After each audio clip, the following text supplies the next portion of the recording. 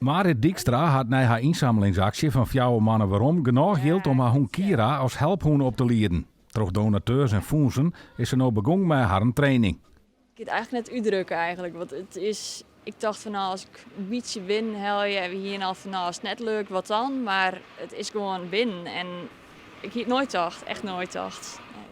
Nee. We hebben beide echt ja, het goede punt van oké, ik ga haar nou nodig, maar dat we mentaal en qua baan en alles er gewoon ontdaan binnen. Ja.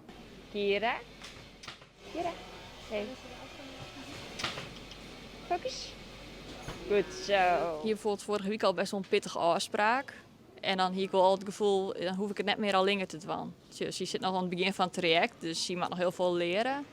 Maar in elk geval, nou, dat we het samen doen, dat scheelt al een heel eind. Together met een begeleidingsteam volgt Marit een speciaal traject. Ze doen dijstige dingen.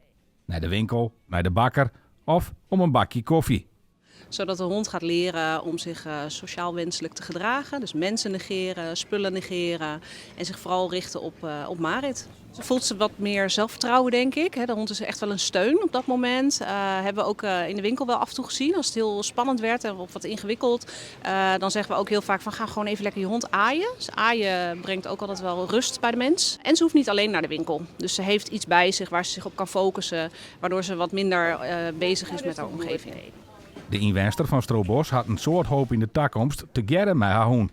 Ik dat mijn sociale wereld wel wat groter wordt en dat ik wat vaker weer dooruit kom en ja, gewoon wat meer in de maatschappij pas. Ik vind het altijd lastig omdat ik net echt stilsta bij mijn gevoel. Alleen als ik naar haar zie, zie je nou relaxeren, dan denk ik dat ik nou ik wel goed voel, zeg maar.